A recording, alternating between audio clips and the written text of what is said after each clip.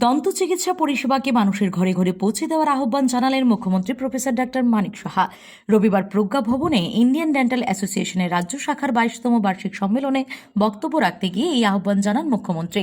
রাজধানীর প্রজ্ঞা ভবনে রবিবার থেকে ইন্ডিয়ান ডেন্টাল অ্যাসোসিয়েশনের ত্রিপুরা রাজ্য শাখার 22তম বার্ষিক সভা শুরু হয়েছে।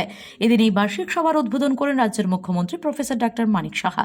উপস্থিত ছিলেন ইন্ডিয়ান ডেন্টাল অ্যাসোসিয়েশনের রাজ্য শাখার পদাধিকারীরা সহ বিভিন্ন রাজ্য থেকে আগত দন্ত চিকিৎসকরা।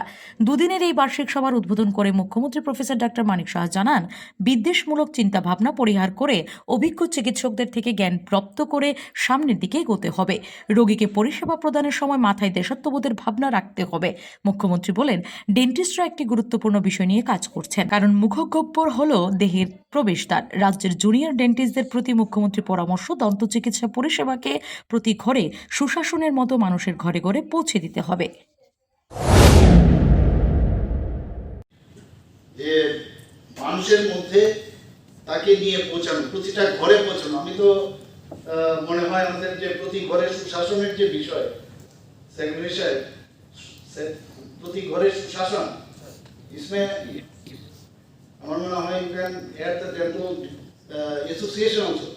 এটাও তো একটা মানে সার্ভিস, মেডিকেল সব, তাদেরকেও যদি ইনক্লুড করা যায় স্বাস্থ্য ব্যবস্থার মধ্যে, সেখানে যেতে পারে। মাননীয় প্রধানমন্ত্রীর যে কার্যক্রম আছে তার সাথে ওটা কনভার্জেন্স করে সেখানেও যেতে পারে। একদম বুথ লেভেল, ডিসি লেভেল, সমস্ত জায়গায়, নগর পঞ্চায়েত, সব জায়গার মধ্যে আমাদের ডেন্টাল সার্জনরা যেতে পারে।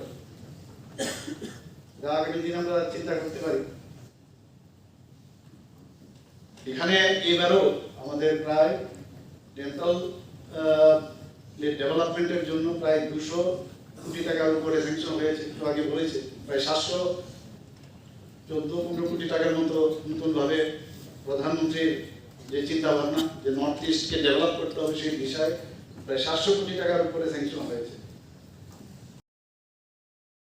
Bureau report, S Bharat live 24 hours.